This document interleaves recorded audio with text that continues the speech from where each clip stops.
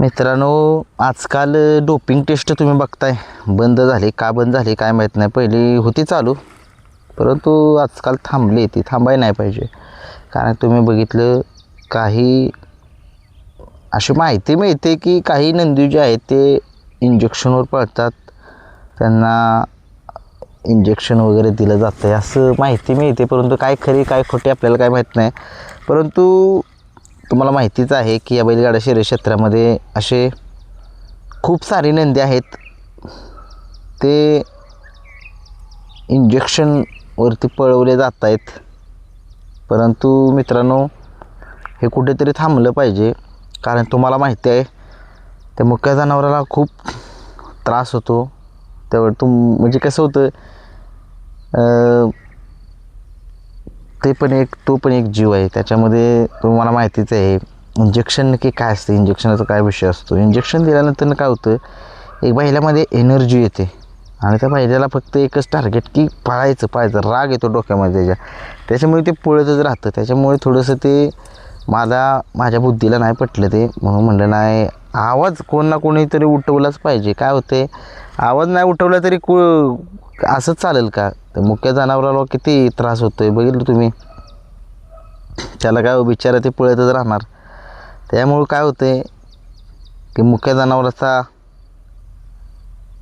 म्हणजे एक त्याला बघितलं त्याचं एक मानसिक संतुलन जे असतं मुक्या जनावराचं, ते काय त्याला काय कळणार आहे.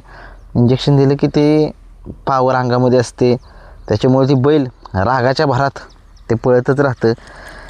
हे कुठेतरी थांबलं पाहिजे. ही जी टेस्ट आहे ती घेतली पाहिजे. आणि टेस्ट अशा पद्धतीची घेतली पाहिजे.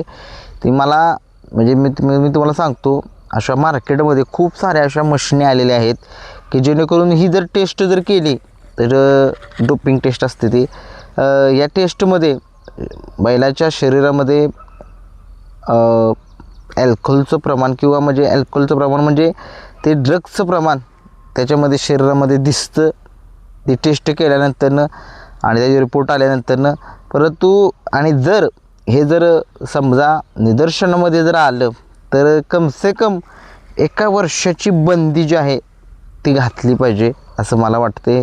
कारण तुम्हाला माहिती आहे मित्रांनो, 1 ते 2 वर्षाची बंदी बॅनच केला पाहिजे असं मला वाटते. कारण की तुम्ही बघा ना की मुकं बिचारा आहे हो, त्याचं काय होती पळायचं कम करते. त्याला काय माहीत आहे आपल्याला इंजेक्शन खोपासलं त्याला किती वेदना होत असतेल्या. आपण तुम्ही बैल काही मला वाईट वाटतं बैलांचं. मी मैदानामध्ये कधी असतो त्यावर बैलांच्या डोळ्यातनं कधी पाणी येतं. खरंच लय मुकं जाणं काय होतं, लय बेकार त्रास होतो. मला माहीत आहे हो. म्हणजे आपण बोलू शकतो, ते मुकं जनावर बोलू शकत नाही मित्रांनो. म्हणून त्याच्यासाठी काहीतरी तोडगा काढला पाहिजे की डोपिंग टेस्ट काढल्या पाहिजेत, जेणेकरून मुक्या जनावराला इंजेक्शन देतात, काही जण गोळ्या देतात, ते थांबलं पाहिजे. कुठेतरी थांबलं पाहिजे. काय होतं, त्याच्यामुळे बैल जास्त स्पीडनं पळतात ते असं मला तर ऐकायला मिळते. परंतु वाटते असं मला, काही इंजेक्शनावरती पहिले इंजेक्शन काय नव्हतं. परंतु आता अलीकडं इंजेक्शन ती आलेले आहेत मार्केटमध्ये. असं म्हणू शकत नाही कुठल्यानं दिले जातात काय नाही ते, परंतु ती देत आहेत. काही असं माहिती मिळते की परंतु दिली जाते बैलांना इंजेक्शन जे आहेत ते दिलं जाते. आणि बघूया आता हे मार्केटमध्ये जे मशनी आल्या आहेत त्या माझी एक विनंती आहे संघटनेला की त्यांनी ती मशीन जी आहे ती घ्यावी. आणि जेणेकरून टेस्ट जे आहे त्या टेस्टमध्ये समजा ती मशीन घेतल्यानंतर टेस्ट केल्यानंतर ती रिपोर्ट त्याचे येतात. त्या रिपोर्टमध्ये समजतं की बैलाला इंजेक्शन दिलं आहे की बैलाला कोणती गोळे दिले, काय दिले, त्याच्यामध्ये कळतं.